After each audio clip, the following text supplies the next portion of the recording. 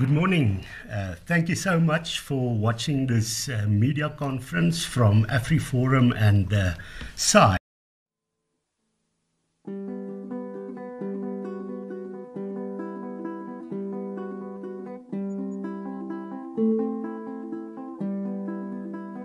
I just want to, I'm not going to say the most today, which you might be happy to hear. We have distinguished people here. Theo de Jager, who's the executive chair of SAI. For those of you that don't know, SAI is the Southern Africa Agri Initiative. But Theo has played a huge role in agriculture for many, many years. He's also been the president of the World Farmers Organization. So it's a family farming organization that looks after the interests of family farmers. And I think when it comes to a chant that asks for the killing of farmers, it is good to hear a perspective from the farming community. Then Aris van Zyl, who's a public relations head at AfriForum, and who is driving the campaign against the Kill the Boer, Kill the Farmer chant on AfriForum's behalf, would then give you more information regarding a dossier, the Malema dossier, that we would be using. I'll give you more information in that regard. The question is, why are we taking this fight internationally? Or let me first state, we have now gone into a new phase where we're going to fight Kill the Boer internationally and not just locally. And the answer I want to give you is a few questions. Why are we taking it internationally and how are we going to do that? The Kill the Boer, Kill the Farmer chant is a violent call for the murder of Afrikaners and the murder of farmers. There can be no doubt about that.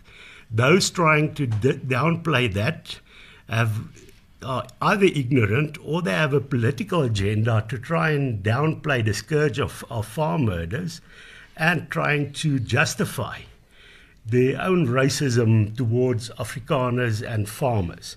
So for us, that can never be justified, and we will continue fighting this. We can never accept anybody chanting, kill the Boer, kill the farmer.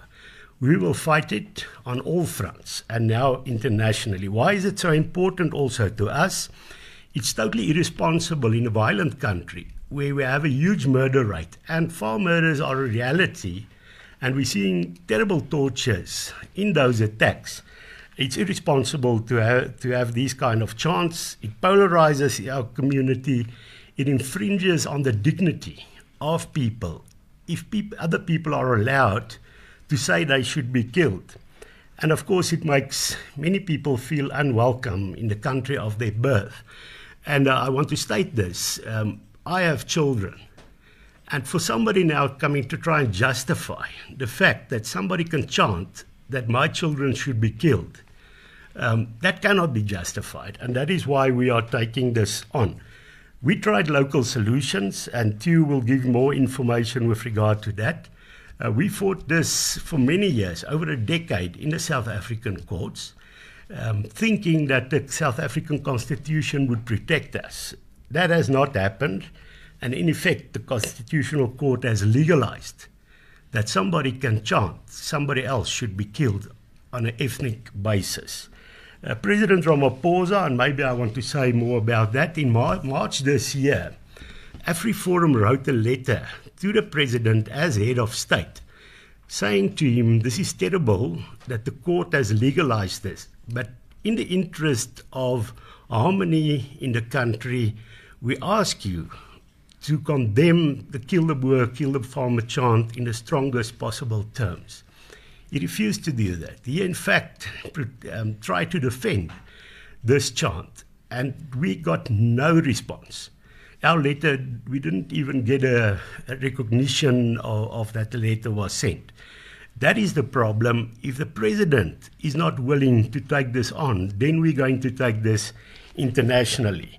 And I think the time is right to fight this chant internationally. We've already seen the UK denying a visa to Julius Malema because he is a divisive figure that makes himself guilty of hate speech. So there is already an appetite shown in the international community.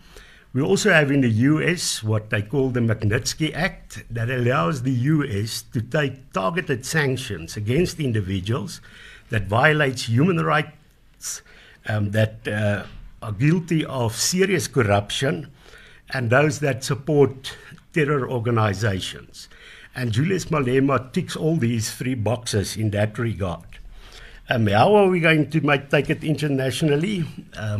Fortunately, SAI and AfriForum is going to take this on jointly.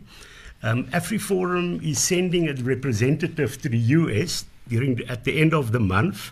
It's one of our board members, Werner Riemann, that would be going to Washington to hand over the Malema dossier to ask for punitive action against Julius Malema.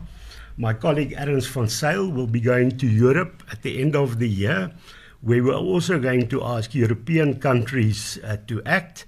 We're also going to go to the UN Forum for Minority Issues in Geneva, where we are also going to promote this. And then, of course, locally, there are many embassies. So we are going to visit a number of embassies locally, asking directly for punitive measures against Julius Malema. And I must say, this is not the only person we're going to ask these punitive measures against. It's only the first person with our dossier that Erns will give more information about. But we know that there are many other politicians that are corrupt, that are very negative, acting very negatively towards minority communities, abusing human rights. And we are also busy drawing up dossiers against them. But that is not our focus now. We will make announcements in due course when those dossiers are available.